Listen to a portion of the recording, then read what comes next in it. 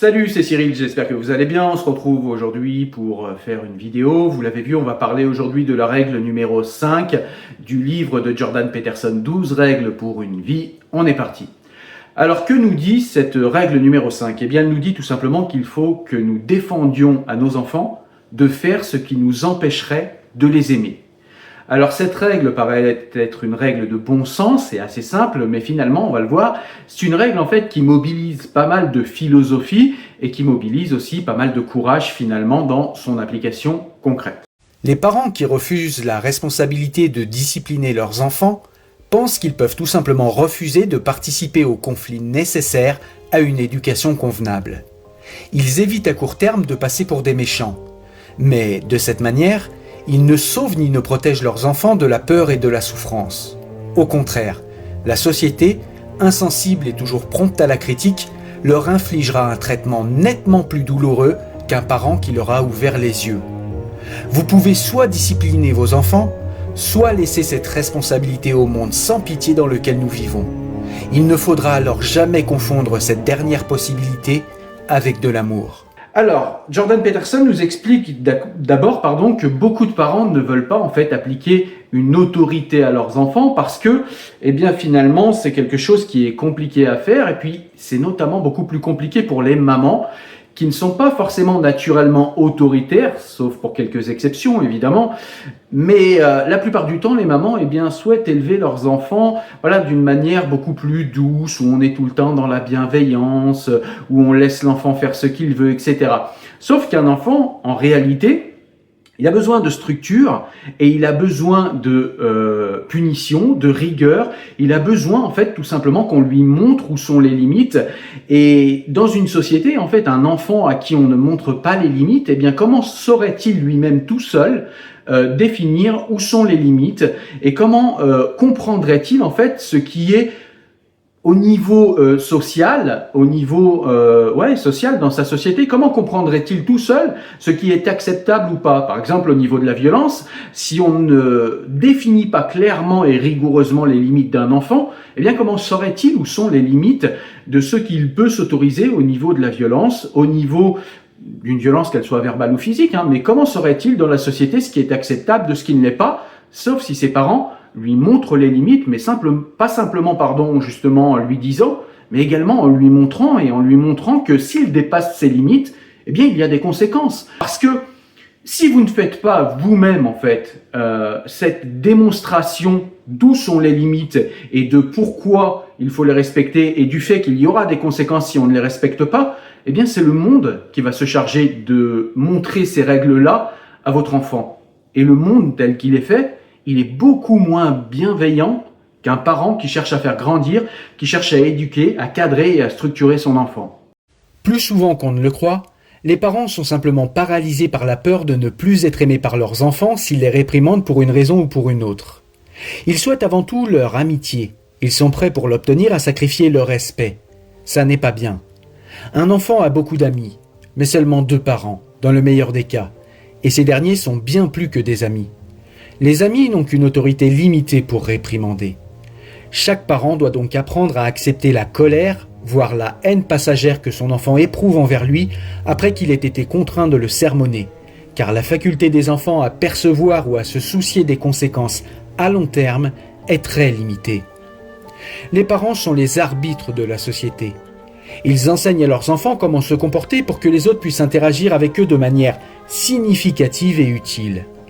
Punir un enfant est un acte responsable. Ça n'est pas de la colère contre un mauvais comportement, ni une vengeance contre une bêtise. C'est un savant mélange de compassion et de jugement à long terme. Une discipline appropriée demande des efforts.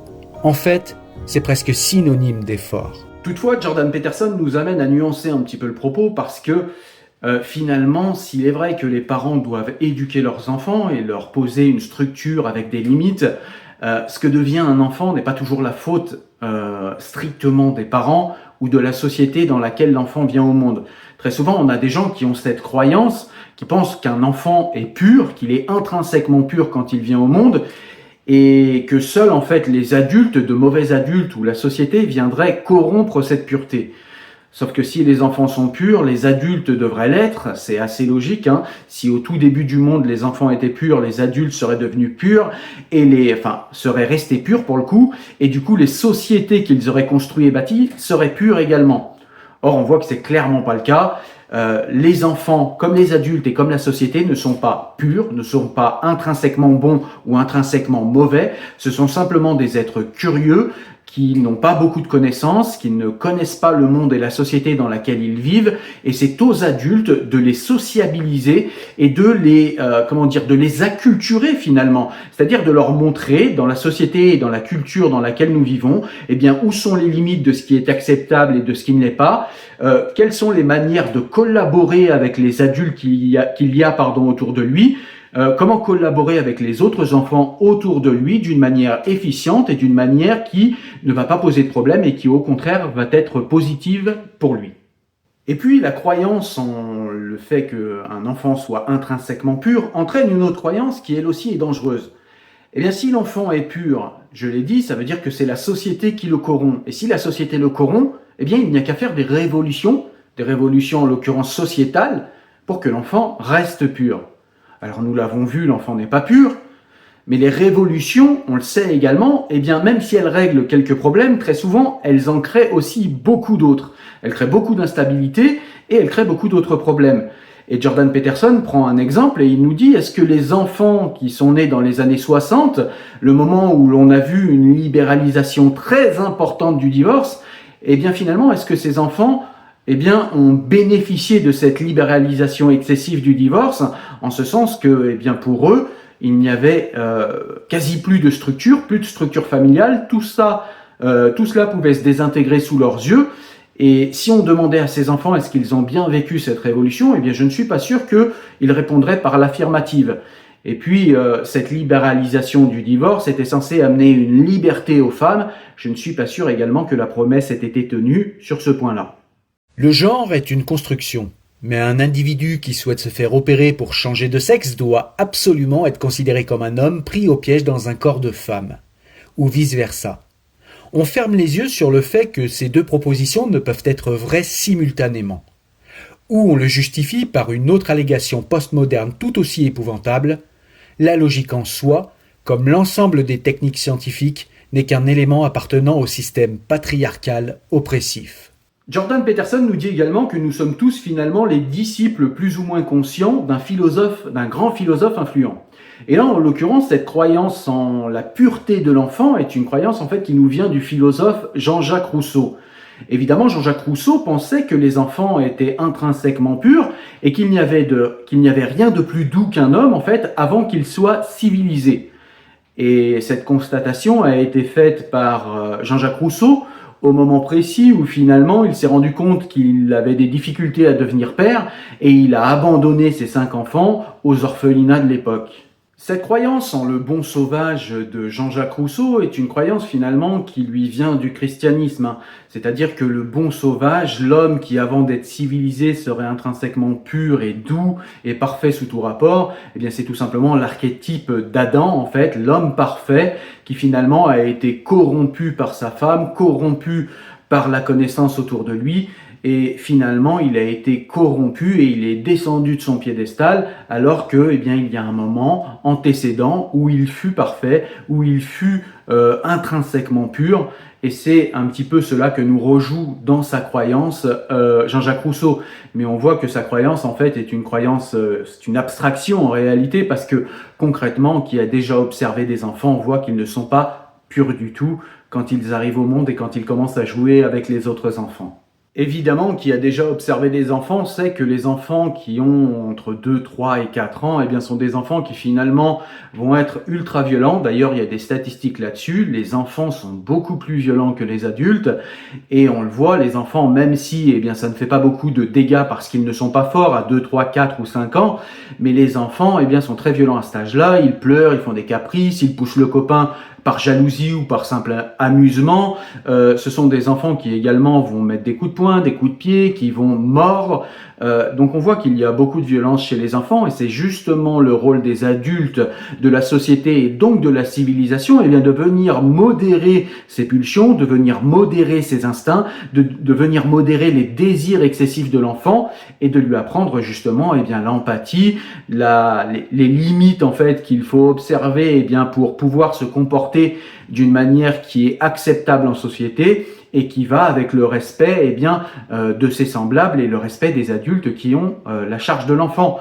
Donc on voit bien qu'un enfant finalement, quand il est tout petit, eh bien c'est pas un être pur, c'est un être qui va pouvoir aller piquer le jouet à quelqu'un parce que simplement il en a envie en fait. C'est quelqu'un qui ne sait pas réguler son bon plaisir, qui ne sait pas réguler ses désirs et ses instincts, je le redis, et donc c'est finalement aux parents, qui sont les modérateurs de la société, eh bien de venir poser un cadre à cet enfant pour que justement ensuite l'enfant eh bien se sociabilise et sache se comporter en société et sache qu'on ne peut pas, par exemple, eh bien pour reprendre cet exemple-là, on ne peut pas voler un objet à quelqu'un simplement parce qu'on en a envie. Il faut respecter la propriété privée des autres parce que comme ça, eh bien, ça va faire en sorte qu'on va respecter la nôtre. Il faut également respecter l'intégrité psychique et physique des autres. Il faut avoir de l'empathie vers nos semblables. Donc tout cela, en fait, ce sont les parents et la société qui vont apprendre cela à l'enfant. D'une manière instinctive, on le voit très bien en observant des enfants qui n'ont pas été éduqués ou qui sont très jeunes, il suffit de les observer dans une cour de récréation, on voit que les enfants ne sont pas intrinsèquement purs, c'est clair. Un serpent n'a pas besoin de conseils pour attaquer, c'est dans sa nature. D'un point de vue statistique, les enfants de 2 ans sont les individus les plus violents. Ils donnent des coups de pied et de poing, mordent et dérobent les biens des autres. Ils agissent ainsi pour explorer, exprimer leur indignation et leur frustration, pour satisfaire leurs désirs et leurs instincts. Surtout, ils le font pour tester les véritables limites de ce qui leur est permis. Sinon, comment pourraient-ils comprendre ce qui est acceptable ou non ? Les nourrissons sont comme des aveugles à la recherche d'un mur. Il leur faut avancer, tester, pour voir où se trouvent les limites. Et elles se trouvent trop rarement où l'on prétend qu'elles sont. En réprimant de manière systématique ce genre d'action, on définit les limites de l'agressivité acceptable de l'enfant. Sinon, on ne fait qu'attiser sa curiosité. Ainsi, s'il est agressif et dominant, il va frapper, mordre, donner des coups de pied jusqu'à ce qu'on lui indique une limite. Jusqu'où puis-je frapper maman ? Jusqu'à ce qu'elle proteste. Cela étant posé, mieux vaut réprimer trop tôt que trop tard, si le résultat attendu par le parent est de ne plus être frappé. La réprimande aide également l'enfant à apprendre que frapper les autres est une stratégie sociale loin d'être optimale. Sinon, aucun enfant ne fera l'effort d'organiser et de réguler ses pulsions pour qu'elles puissent coexister en paix, à la fois dans son psychisme et en société. L'organisation d'un esprit n'est pas une mince affaire. D'ailleurs, Jordan Peterson nous invite à nous rappeler eh bien, que nous faisons partie en fait du règne animal. Nous sommes des mammifères. Certes, nous sommes des mammifères particuliers, mais nous sommes des mammifères. Et si on veut se convaincre que la société, que la sociabilisation et que la civilisation au final n'a rien à voir dans la violence intrinsèque aux hommes, eh bien, il suffit de se reporter aux travaux des différents ethnologues qui ont observé les animaux et qui ont observé chez les animaux beaucoup plus de violence que chez les hommes. Pourtant, eux ne vivent pas en société, ou alors ce sont des micro-sociétés. En tout cas, ils n'ont pas de civilisation comme nous, et ils sont pourtant beaucoup plus violents. D'ailleurs, il n'y a pas que les travaux de ces ethnologues par rapport aux animaux qui nous montrent que la civilisation est innocente dans la violence de l'homme. Il s'agit simplement de regarder les peuples premiers, les peuples qui n'ont pas d'État. Sont-ils des peuples qui sont moins violents ? Véritablement non, ce sont souvent des peuples qui sont moins puissants. Et souvent on confond les deux, parce que eh bien, des peuples sont moins puissants et donc du coup leur capacité en fait à faire du mal ou à nuire à quelqu'un est assez réduite.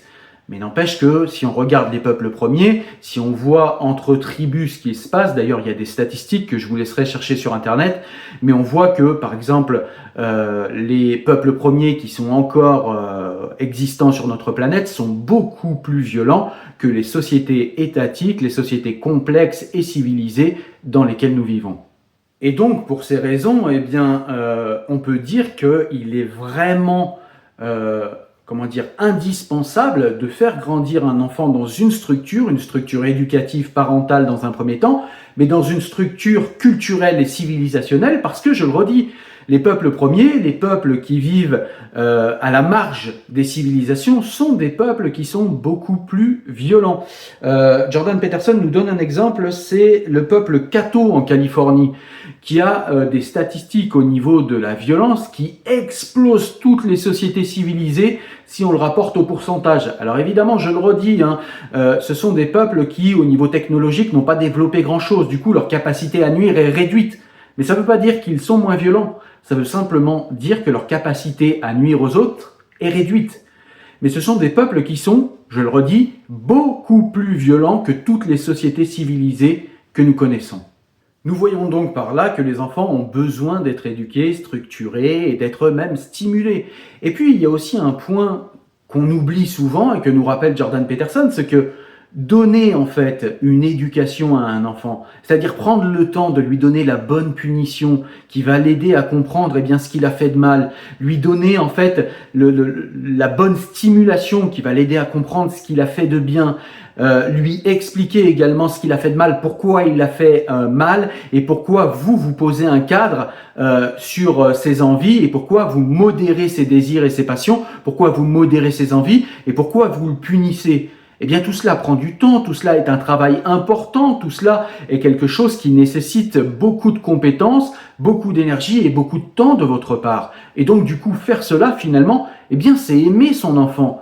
Il est beaucoup plus simple de se parer d'une belle bienveillance en laissant son enfant faire n'importe quoi et en disant qu'on fait ça pour protéger sa créativité, alors qu'en réalité, finalement, on ne s'occupe pas beaucoup de l'enfant et l'enfant le ressent. Et très souvent, vous avez des enfants dont les parents sont assez laxistes. Vous avez des enfants qui vont aller de plus en plus loin chercher les limites, ne serait-ce que pour attirer l'attention des parents, ne serait-ce que pour se prouver à eux-mêmes qu'ils existent dans le regard de leurs parents. Et ça, c'est quelque chose qu'il faut également avoir à l'esprit quand on pense finalement que punir et que avoir de la rigueur au niveau de l'éducation et que stimuler un enfant, finalement, c'est l'induire en erreur ou ce serait le corrompre. Non, c'est lui montrer qu'on l'aime, en plus de toutes les choses que j'ai expliquées jusqu'ici. Les parents modernes sont terrifiés par deux termes souvent juxtaposés, discipline et punition, qui évoquent en eux des images de prison, de soldats et de dictature. La distance qui sépare la personne stricte en matière de discipline du tyran et la punition de la torture est en effet aisément franchie. La discipline et la punition doivent être maniées avec précaution. On peut les redouter, mais elles sont nécessaires. On peut les appliquer de manière consciente ou inconsciente, mal ou bien, mais il est impossible d'y échapper. Il n'est cependant pas impossible d'imposer une discipline basée sur les récompenses. Gratifier un bon comportement peut se révéler très efficace. Le professeur Skinner, le plus célèbre des psychologues behavioristes, était un grand partisan de cette approche et un spécialiste dans ce domaine. Il enseigna à des pigeons à jouer au ping-pong, même s'ils se contentaient de se renvoyer la balle à coups de bec. Mais ce n'étaient que des pigeons. Ainsi, même s'ils jouaient mal, cela n'en demeurait pas moins un exploit. Skinner indiqua même à ces volatiles comment piloter des missiles durant la Seconde Guerre mondiale, grâce au projet Pigeon, puis Orcon. Ils avaient parcouru un long chemin avant que l'intervention de systèmes de guidage électronique rende ces efforts obsolètes. Skinner observait avec une attention particulière les animaux qu'il dressait à accomplir de tels exploits. Tout acte qui se rapprochait du but qu'il avait fixé était immédiatement suivi d'une récompense adaptée, assez conséquente pour ne pas être jugée insignifiante, suffisamment petite pour éviter de dévaloriser les suivantes. On peut suivre la même approche avec des enfants, elle fonctionne très bien. Imaginez que vous souhaitez que votre enfant vous aide à mettre la table. C'est une compétence utile. Vous aimeriez qu'il en soit capable. Ce serait bon pour son amour-propre. Alors, vous décomposez l'action en plusieurs gestes. Le premier consiste à porter une assiette du placard à la table. Même cela peut paraître complexe. Peut-être votre enfant ne marche-t-il que depuis quelques mois. Il est encore chancelant et manque d'assurance. Vous commencez sa formation en lui tendant une assiette et en lui demandant de vous la rendre. Vous pouvez lui caresser la tête. Il est possible d'en faire un jeu. Tendez-la dans une main. 1, 2, 3. Tendez-la. 1, 2, 3. tendez-la dans votre main gauche. Passez-la dans la droite, puis derrière votre dos. Remettez-la lui et reculez de quelques pas pour l'obliger à marcher avant qu'il ne vous la rende. Entraînez-le à devenir un virtuose du maniement de l'assiette. Et n'en laissez 1, 2, 3.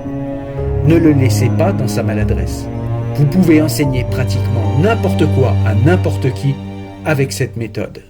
Il y a beaucoup de parents également qui refusent d'éduquer leurs enfants parce que finalement ils veulent être aimés de leurs enfants. Ils cherchent non pas à être des parents respectés, ils veulent être des amis aimés de leurs enfants. Mais tout cela n'est pas juste pour l'enfant parce qu'en réalité l'enfant aura beaucoup d'amis. En tout cas, dans la plupart des cas, quand un enfant est bien éduqué et qu'il est bien sociabilisé, l'enfant aura beaucoup d'amis. Mais il n'a que 2 parents. Et les amis et les parents, c'est quelque chose de très différent. Vos amis peuvent vous dire que voilà, vous faites mal telle ou telle chose, mais les amis n'ont pas beaucoup de pouvoir de coercition sur vous. Alors que les parents ont un pouvoir de coercition important qui permet de marquer les limites. Et encore une fois, parfois, c'est protéger les enfants, c'est même parfois protéger leur intégrité physique que de leur indiquer les limites. Si on pense par exemple à un jeune adulte à qui on n'a pas donné de limite, et bien sur la route, quand il va avoir une voiture, et bien le code de la route sera pour lui une limite, voilà, comme toutes les limites qu'il ne faut pas respecter et qu'il faut transgresser. Or, si vous n'avez pas en fait expliqué à votre enfant le pourquoi du comment des limites, eh bien il risque de transgresser le code de la route et finalement de se mettre en grand danger. Ce qui veut dire que l'enfant n'a que 2 parents qui ont un pouvoir coercitif important sur eux pour leur montrer la nécessité des limites et pour les protéger en réalité jusqu'à ce qu'ils connaissent en fait les limites et la dangerosité de certaines limites. Et donc il est véritablement important que les parents prennent le risque parfois temporaire que leurs enfants les haïssent, parce que ça dure jamais finalement. Les enfants se rendent bien compte que tout ce que les parents font, c'est pour leur bien. Mais il faut prendre le risque de ne pas être l'ami de son enfant, parce que nous ne sommes pas les amis de nos enfants, nous parents, et il faut prendre le risque d'être haï de son enfant pendant quelques heures, si c'est pour son bien, si c'est pour lui donner une structure qui va le mettre en sécurité et qui va l'aider encore une fois à s'insérer correctement dans la société dans laquelle il vit. Et puis, il y a également quelque chose que des parents peuvent faire pour leurs enfants et que les amis de votre enfant ne pourront pas faire pour lui, c'est tout simplement faire ce que les enfants savent très peu faire, c'est penser à long terme. Très souvent, les parents sont capables en réalité d'apprendre à leur enfant à se diriger dans la vie, au-delà des structures et de la rigueur nécessaire dont je vous parle depuis le début. Pour se diriger dans la vie, il faut avoir une vision à long terme. Or, les enfants qui viennent d'arriver au monde ont très peu cette faculté à penser loin. Et on le sait, parfois c'est important de s'imposer une discipline ou de s'imposer des choses, des limites, ou bien de s'imposer une rigueur, par exemple à l'école, par exemple quand on est étudiant. Il est important de s'imposer une rigueur pour pouvoir avoir les fruits de cette rigueur, pour pouvoir avoir son diplôme, avoir le métier qu'on ambitionne d'avoir, etc., etc. Prendre également les bonnes habitudes. Si on veut prendre les bonnes habitudes dans la vie, ça se fait tout de suite. Et les parents, quand ils souhaitent éduquer leurs enfants et leur faire prendre les bons réflexes et les bonnes habitudes, c'est parce qu'ils pensent à long terme. C'est parce qu'ils pensent à la sociabilisation future de leur enfant qui va devenir un jeune adulte puis un adulte, et ils essaient de lui donner les meilleurs outils justement pour se socialiser, mais également les meilleurs outils pour collaborer avec tous les gens qui seront autour d'eux dans la société dans laquelle ils vivront. Et c'est à cela en fait que sert également l'éducation, et c'est en cela que les parents sont indispensables aux enfants, mais de véritables parents, pas des parents qui essayent d'être des amis ou qui mendient l'amour de leurs enfants. Sans règles, nous pouvons vite devenir esclaves de nos passions. Et justement, les parents doivent comprendre que punir n'est pas un acte de malveillance. Punir est un mélange de bienveillance et de vision à long terme. Parce que si vous voulez devenir meilleur, et si vous voulez apprendre à votre enfant à devenir meilleur, il va falloir lui apprendre que cela se fait avec de la rigueur, cela se fait avec des règles, que cela se fait en fait avec beaucoup d'efforts, et qu'en faisant des efforts et qu'en consentant à des sacrifices, votre enfant va se préparer à un avenir meilleur. C'est ça qu'il va falloir apprendre à votre enfant. Et parfois, vous avez besoin de lui apprendre cela en le punissant. Parce que le punir, ça lui permet de comprendre que ce qu'il a fait n'est pas acceptable, qu'il a dépassé les limites, et que s'il agit comme vous souhaitez qu'il agisse, eh bien ce sera un sacrifice, une rigueur, ce sera un consentement à quelque chose qui finalement va être utile pour lui. Et ça va finalement, en fait, toute cette rigueur, toute cette amélioration de soi-même par la rigueur, eh bien ça va faire en sorte que votre enfant va être utile à la société. Or, les sociétés, quelles que soient les sociétés, traitent toujours bien les êtres qui leur sont utiles. Et c'est important que votre enfant soit utile à la société qui est la nôtre, parce que c'est un moyen qu'il va pouvoir garder pour lui, pour avoir confiance en lui, pour s'épanouir, pour se déployer dans la société en y étant à l'aise. J'en ai parlé également un petit peu rapidement tout à l'heure, mais les parents ont également en fait un rôle d'enculturation de leurs enfants. C'est-à-dire que les parents vont expliquer par leurs règles, par leur structure, encore une fois on y revient, par la structure qu'ils vont imposer à leurs enfants, eh bien ils vont apprendre à leurs enfants comment en fait interagir avec leur société d'une manière utile et pertinente et pour eux et pour la société. Et tout cela en synergie, c'est-à-dire que l'enfant ne va pas être contre sa société, il va évidemment, il faut montrer évidemment aux enfants, si on rentre un petit peu dans la nuance, eh bien quelles sont les règles auxquelles il faut désobéir, et parfois il vaut mieux respecter l'esprit des lois plutôt que la loi, mais quand un enfant est jeune et petit, il n'est pas temps de lui expliquer cela tout de suite. Il faut lui expliquer qu'il faut respecter les lois de la société dans laquelle on vit, qu'il faut en respecter les règles, et que s'il respecte les lois et les règles, il va pouvoir lui tirer parti de l'utilité de cette société pour lui. Et c'est cela en fait que doivent faire également les parents, et c'est cela en fait qui va être extrêmement utile pour les enfants. Il y a également beaucoup de parents qui croient que finalement les règles, et notamment les règles de la société ou bien les règles qu'on peut instaurer au sein d'un foyer, eh bien les parents pensent, beaucoup de parents pensent que ces règles viennent contraindre la créativité de leurs enfants. Or, toutes les études scientifiques montrent le contraire, l'exact contraire. C'est-à-dire que les enfants les plus créatifs, eh bien, sont des enfants qui ont grandi dans un environnement cadré, structuré, avec des règles. Alors, pas une surinflation de règles, il ne faut pas qu'il y ait plein de règles, avec des règles complètement idiotes qui ne servent à rien. Mais si vous avez des règles qui vous permettent de vous diriger, de structurer votre comportement, de vivre dans un environnement qui finalement est un environnement sain, où il fait bon vivre grâce aux règles qui sont imposées à votre environnement et aux règles que vous avez imposées à votre enfant dans son environnement, eh bien finalement votre enfant va être beaucoup plus créatif en réalité que s'il vivait dans un environnement où il n'y a aucune règle.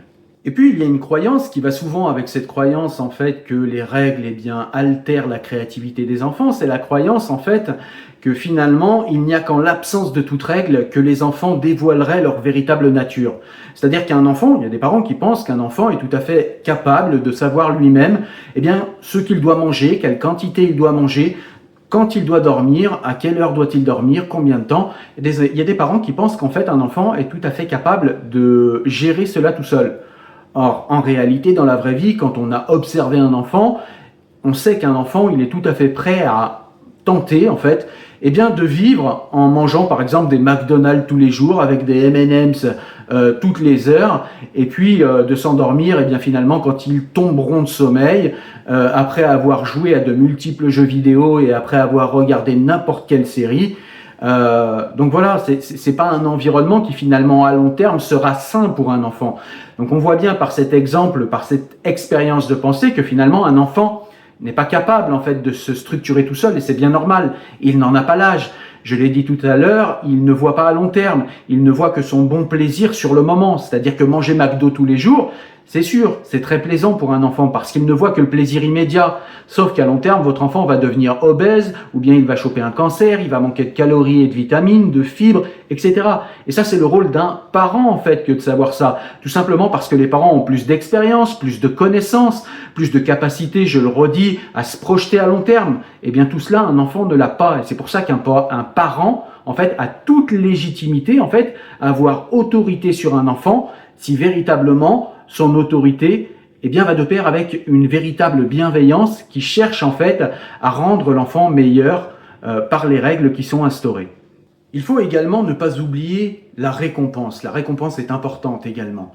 Parce que quand un enfant finalement, après avoir refusé de faire quelque chose, cède et fait ce que vous lui demandez, eh bien il faut le récompenser.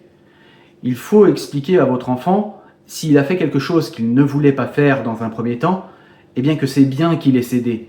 C'est bien pour 2 raisons. La première, c'est parce que finalement, ce que vous lui avez indiqué de faire, c'est pour son bien. Donc il va y gagner finalement. Mais il va y gagner également parce que vous allez le récompenser pour cette bonne action. Parce que c'est important de dire à un enfant, qu'il soit une fille ou un garçon, il est important de dire à un enfant, eh bien qu'il a bien fait les choses et qu'il mérite une récompense pour avoir bien fait les choses. Parce que c'est ce qu'il va se passer finalement dans la société. À chaque fois que votre enfant, quand il sera devenu un jeune adulte puis un adulte, à chaque fois qu'il fera quelque chose d'utile et de pertinent pour la société, il en sera récompensé. Et à chaque fois qu'il fera quelque chose d'inutile ou de pas pertinent, ou qu'il fera quelque chose qui nuit à la société, eh bien la société va également lui nuire en miroir. Donc c'est important qu'il comprenne ces mécanismes-là. Jordan Peterson nous demande également, par ce livre, de comprendre que eh bien, tout ce qui est négatif, comme tout ce qui est positif, est nécessaire en réalité à l'éducation. Mais c'est nécessaire aussi dans la société, c'est nécessaire également dans la vie. Les émotions négatives, comme par exemple la peur, eh bien, sont des émotions qui nous protègent. Et il va falloir apprendre et faire comprendre à votre enfant que les émotions négatives ne sont pas mauvaises ou néfastes en soi. La peur, c'est quelque chose qui vous protège, c'est quelque chose qui peut vous sauver la vie. Donc une émotion négative, comme une émotion négative suscitée après une punition, n'est pas forcément quelque chose d'intrinsèquement mauvais. Parfois, une émotion négative est là pour vous signifier la limite ou pour vous protéger au niveau psychique ou au niveau physique. Donc c'est important de comprendre que ce qui est positif est très intéressant pour savoir comment se diriger dans la vie. Qu'est-ce qui nous fait plaisir? Qu'est-ce qui est utile à la société? Qu'est-ce qui fait plaisir à la société? Qu'est-ce qui fait plaisir aux gens qui sont autour de nous? Qu'est-ce qui nous fait plaisir à nous? Mais les émotions négatives, et tout ce qui est négatif, tout ce qui suscite ces émotions négatives, eh bien c'est quelque chose qui est aussi très important et qui nous donne beaucoup d'indications sur notre environnement, que ce soit un environnement naturel, un environnement social ou un environnement dangereux. Donc c'est véritablement important de comprendre cela. Les émotions négatives comme les émotions positives nous aident à nous diriger dans le monde, et toutes les actions qui créent ces 2 sortes d'émotions, même dans l'éducation, quand vous punissez, vous créez une émotion négative, eh bien il est important de faire comprendre aux enfants et de comprendre soi-même que tout cela est nécessaire à une bonne éducation. Peterson insiste également sur le fait que les limites en fait sont bonnes pour l'enfant et pour l'enfant dans la société. Pourquoi? Imaginons un cas concret. Si vous avez un enfant qui hurle dans un restaurant et que les parents en fait de cet enfant ne disent absolument rien, eh bien non seulement l'enfant va être rendu insupportable aux yeux des parents, insupportable aux yeux de tous les gens qui sont autour, mais également on n'aura pas donné aux enfants les limites qui le rendent aimable et acceptable pour la société dans laquelle il vit. C'est-à-dire aimable pour les adultes qui l'entourent, mais aimable également pour la société dans laquelle il vit. Et c'est quand même quelque chose d'important quand on souhaite vivre en société, et l'être humain étant un être social, il a besoin de vivre en société. Et nous l'avons vu, c'est même utile de vivre en société, puisque ça nous rend moins violents, et parce que il suffit de regarder notre vie telle qu'elle est, ça nous apporte quand même tout un tas de conforts qui sont quand même intéressants. Donc on ne peut pas seulement être un poids pour la société, il faut également s'insérer dans une société, être utile pour elle, et donc il faut en comprendre forcément les limites pour pouvoir être accepté par les autres et pouvoir même être aimé par les autres. Donc finalement, la morale de la règle 5 du livre de Jordan Peterson est tout simplement d'indiquer aux parents que s'ils aiment leurs enfants et que s'ils veulent le meilleur pour eux, ils doivent les éduquer. Ils doivent les punir avec bienveillance, mais les punir quand même. Ils doivent leur inculquer des manières de se diriger dans la vie. Ils doivent leur indiquer où sont les limites. Ils doivent les structurer. Ils doivent leur indiquer qu'est-ce qui est acceptable ou non, dans la société dans laquelle ils vivent. Ils doivent tout simplement montrer aux enfants que parfois ils doivent respecter certaines choses et qu'ils doivent parfois vivre des choses désagréables pour un futur meilleur. Encore une fois, un enfant a beaucoup de mal à penser à long terme, et c'est le rôle d'un parent de faire en sorte qu'un enfant comprenne que tout ce qu'il apprend d'une manière parfois désagréable sur le moment, c'est quelque chose qui va l'aider plus tard apprendre les limites et la structure d'une société à un enfant, lui apprendre ce qui est sociétalement acceptable ou non, eh bien c'est faire en sorte qu'un enfant va se déployer dans une société, qu'il va se déployer avec aisance, qu'il va se déployer d'une manière utile pour la société et la société en retour sera utile pour lui. Finalement, tout cela va se renforcer et votre enfant aura confiance en lui dans la société dans laquelle il vit. Donc ça, c'est très important. Alors certains d'entre vous seront peut-être tentés de se dire que vivre comme ça, c'est vivre comme un mouton. Non, pas forcément. Il y a forcément des règles auxquelles parfois il faut déroger pour être, fidèle à l'esprit de la règle, à l'esprit de la loi. Parfois, nous sommes dans le besoin de violer une loi pour respecter l'esprit de la loi. Mais il faut quand même respecter des règles et ces règles que nous avons dans nos sociétés, ce ne sont pas des règles arbitraires. On sait pourquoi ont été créées ces règles et ce qu'elles apportent à la société. Alors si votre enfant ne le sait pas et ne le comprend pas, eh bien, vous pouvez l'aider, lui expliquer justement en quoi ces règles sont bonnes. Mais si vous êtes vous-même déjà dans une attitude méfiante par rapport à la société, vous n'allez faire que refiler cette méfiance à votre enfant et donc du coup, par le marginaliser avant même qu'il se soit sociabilisé dans la société dans laquelle il vit. Et du coup, la société va marginaliser votre enfant, qui finalement va peut-être se sentir rejeté, rabaissé. Du coup, ça va brider sa confiance en lui-même, voire même peut-être faire exploser cette confiance en lui. Donc tout cela, en fait, n'est pas du tout positif. Un enfant qui ne connaît pas les limites et les règles, c'est un enfant qui va être marginalisé de la société. Donc c'est un enfant qui finalement ne va pas se déployer d'une manière épanouissante dans la société dans laquelle il est. C'est pour ça aussi que les limites sont importantes et intéressantes. Et puis il y a aussi le fait de comprendre que on ne peut pas comme ça répondre par l'affirmative à tous ses instincts, à tous ses désirs. Il faut aussi respecter les gens, il faut aussi respecter leurs propres envies et leurs propres désirs. Donc ça, c'est des choses qui sont importantes à faire comprendre très tôt à un enfant, justement pour qu'il vive bien, pour qu'il soit bien avec lui-même et avec les autres. Et voilà donc comment on arrive à l'explication de cette règle 5, même si dans le livre il y a beaucoup plus d'exemples concrets, beaucoup plus d'explications, des notes vers des études scientifiques. La règle 5, c'est la règle qui dit qu'il faut défendre à ses enfants de faire ce qui nous empêcherait de les aimer. Parce que ce qui nous empêcherait de les aimer empêchera également la société de les aimer. Et empêchera également des gens autour d'eux de les aimer. Donc il faut faire en sorte que vos enfants soient aimables. Aimables à vos yeux d'abord, aimables aux yeux de votre entourage et aimables aux yeux de la société. C'est très important. Donc voilà, j'espère que vous avez aimé cette vidéo. J'espère que cette vidéo vous aura apporté quelque chose. Moi, je vous dis à très bientôt pour une nouvelle vidéo sur la chaîne, que ce soit ici sur la chaîne YouTube ou bien en podcast, parce que je rappelle que j'ai également un podcast qui est disponible sur toutes les plateformes. Portez-vous bien. Salut.